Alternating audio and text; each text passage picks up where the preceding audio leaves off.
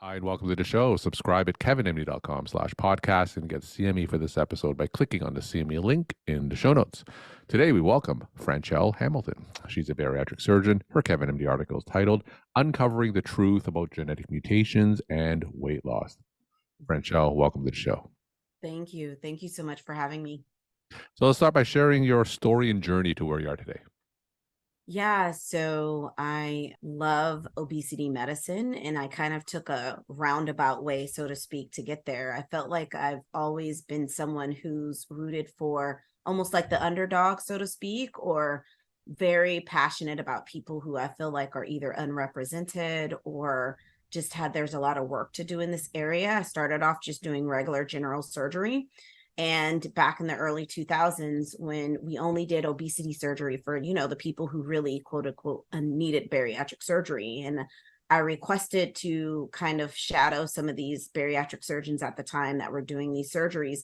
And I would sit and really listen to these patients, and they would talk about, how they've tried everything and they've done everything. And then the surgeon would be like, well, this surgery can lead to death or all these things on the table. And patients would be like, I'm willing to try anything at this point. Like, I don't care. I'm tired of dealing with this.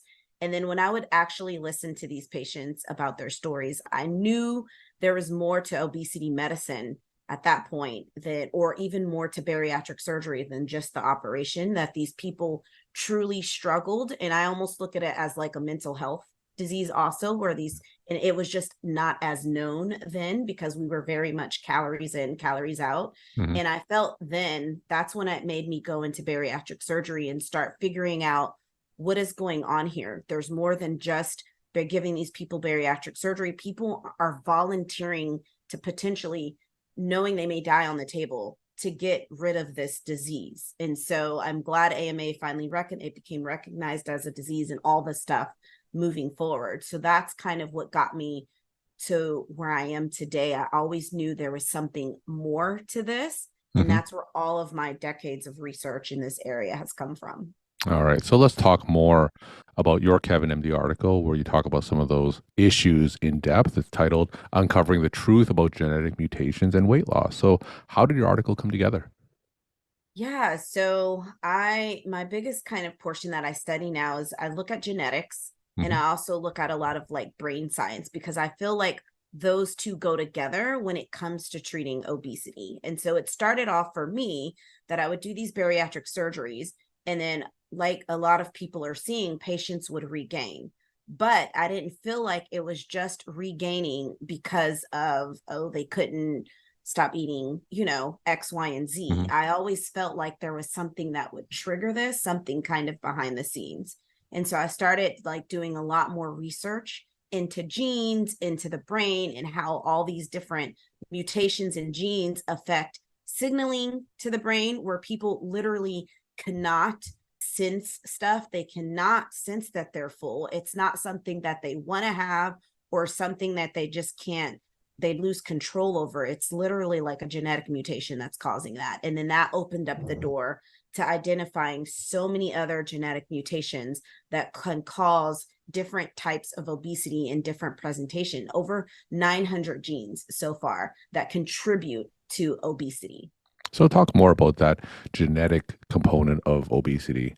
How is it passed down from generation to generation? Do we have a lot of research in terms of who would be more susceptible to these mutations? Yeah, so it definitely can be passed down. So some of the genes can be passed down. We all actually have this thrifty gene that a lot of people have talked about before. I have it, where this gene was around like long time ago when we were hunters and gatherers, and it allowed us to hold on to weight. So we would eat, and because our body knew it may not see food in a day, or who knows how long back in those days, it had us to kind of store. So it was a storage gene, and it would release signals that caused our body to act appropriately. A lot of us today actually still have that gene. So whenever we go longer periods of time, which is why starvation diets don't work long term, you try to significantly decrease your calories or go a long time without eating, this gene kind of clicks in and does what it's supposed to do. Let me hold on and store everything that I have because we don't have the energy to be burning. So that's one of the genes that most of us actually have. And if we eat and do things the right way, that gene will never kind of click on. And then there's other genes that people kind of lay dormant that I may have gotten passed on, but then get turned on by environmental factors. So, if you discover that someone has a genetic predisposition to obesity, how does that affect your management and treatment? And so a lot of it depends on the gene. So I personally break these genes apart into two categories. Central acting, which is a lot of brain stuff, how we perceive signals, and then peripheral acting, meaning how does our body respond? How does our fat tissue respond? How does our muscle respond? A lot of the central acting brains, like a lot of that's being researched now, MC4R as far as obesity, leptin receptors, those genes actually are having targeted medications now. People who have central acting genes that cause what we call hyperphagia, people to overeat and almost like can't control themselves. Believe it or not, bariatric surgery helps slightly, but it does minimal. And so I was doing these surgeries on people who have these hyperphagia type of genes. And then afterwards, they were almost like eating what I would call through the surgery. And it's like, how are you, like, I know how big I made that stomach. How is it possible for them to do that? And come to find out, it's a central acting mutation. They don't have the switch that cuts off the satiety and says that I'm full. So giving them a bariatric surgery may only get them so far. And so that's how it's kind of helped me manage my practice. Like, who is a good candidate for bariatric surgery? And for these people who have these genes, certain medications and more targeted medications may be a little bit better, and surgery or instead of surgery. Now, are these tests widely available? Is this something that obesity medicine specialists routinely order on their patients? How easy is it to order these tests? Yeah, good question. And that's the thing. So the answer is they are available, but no, they are not routinely tested. I mean, I test them because this is obviously an area that I wanted to dive into and learn more about. Most obesity specialists do not test them. Most bariatric surgeons do not test them. We always do kind of the basic blood work, but the goal for me is to bring about the awareness that this needs to be an integral part of a workup for obesity, especially in people who have pediatric obesity or adolescent obesity. I do a lot of that. And that's where a lot of this stemmed from. When you are 5 or 6 and you start developing obesity at this young age, it can't just be, oh, the parents aren't giving them the right nutrition. I mean, obviously all that plays a role, but believe it or not, we're finding more and more the younger age population is having these genetic mutations, but then they go into adulthood also not understanding why they're obese. And it's because of a lot of these genetic mutations. So there's different companies that do them. One of the ones that does most of the obesity related run is called Rhythm Pharmaceuticals, Uncovering Rare Obesity.com. That is a company that will do it for free for a lot of patients. Other ones you do have to pay. The patient will have to pay because this is not covered, unfortunately, by insurance. So, tell us some of the obstacles and barriers that's preventing these tests from becoming more mainstream and routinely ordered by physicians today. Well, I think part of it is just kind of the lack of awareness. Even when I came through, we would say rare obesity related genetic disorders are rare, right? Almost just like, some of these other trisomies that can happen in the womb. We just kind of chopped it off as a community and it's like, oh, genetic disorders for obesity is rare. And we didn't even want to test them. And then come to find out there's actually so many genes that can lead to obesity, that causes obesity if there's some mutations. And so I think that was one of the obstacles, just not having enough awareness that this is a cause for a lot of obesity disorders, and then getting access to it. So if something is not covered by insurance, it's going to be very difficult for a patient to want to pay out of pocket when they're paying all this money monthly for insurance. I mean, we had the same fights kind of in bariatric surgery. And so that's another barrier for a lot of physicians, that they can't get insurance to cover it and they don't know where to go to order it. So it's kind of threefolds. We don't think of it as an option during our normal workup. Insurance is not covering it, and we don't even know where or how to order it if it's something that we're even thinking about doing. Now, if physicians were interested in looking more for these genetic predispositions to obesity, share some resources that physicians can learn about and find out more about. Yeah, so one of the places that you can go, 3x4 Genetics, you could just look it up. 3x4 Genetics does do reasonably and affordable genetic testing. And the good thing about that one, it does not just for obesity, but cardiovascular health, diabetic, like all the things that kind of go along with obesity. I've even tested myself, and so it's very interesting.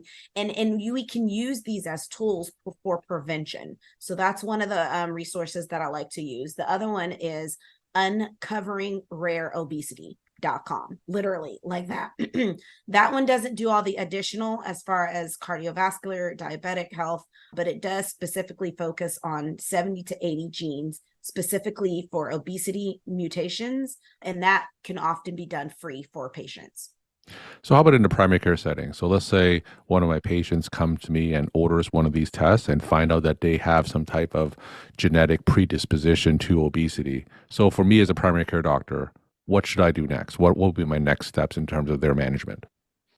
So the next step, a lot of these places who do the genetic testings has free genetic counseling for patients. So the next step, and even for some of the ones that I don't understand with this uncoveringrareobesity.com, they on the printout where it gives you the information, they say if your patient wants to talk to a genetic counselor, feel free to have set up a free consultation. So that would be my next step. If any of these things come up, I would recommend that they talk to a genetic counselor. 3x4 Genetics offers free training weekly to help physicians navigate how to read and understand these genetic tests. And a lot of the genetic tests will go line by line explaining what this means and offer treatments. And so that's the other thing too, especially with 3x4 Genetics. They will say this person is predisposed to diabetes. This particular diet will be best for them. If they get it, this particular medication, these are things. And so it literally will outline, and they can always reach out to the company if they have additional questions. So I want to shift gears and get your perspective on the current state of bariatric surgery. So as you know, there's GLP-1 medications like Ozempic and Wegovy, and certainly in primary care, I manage a lot of these medications. How has the prominence of these medications, how has that affected bariatric surgery today? Well, I will say, Kevin, I'm probably doing more obesity medicine than surgeries. I will say these medications, and there's even more on the horizon. So I'm really big on weight regain, and I do a lot of medical management of my post regain bariatric patients and even preoperatively. And so I'm all for doing a combination therapy, even as a bariatric surgeon, because I've seen the effectiveness of these meds. And I will say some of these medications, and I've had patients post-op come back and now they're on these GLP-1s, and they say for some aspects of their weight loss journey, the medication worked better. And so it's just very interesting to see, because for example, the sleep does a really good job with appetite, right? It does a really good job. It changes your ghrelin and leptin hormones. We've documented this, and it really helps really well with that. But for people who have more of an addictive personality towards food, it's not as effective.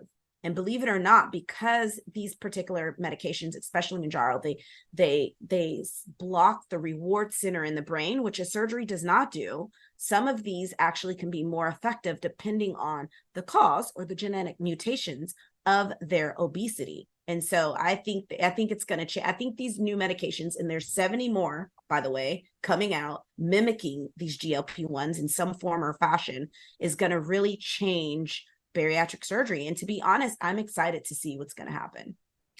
We're talking to Franchell Hamilton. She's a bariatric surgeon. Today's Kevin MD article is titled Uncovering the Truth About Genetic Mutations and Weight Loss.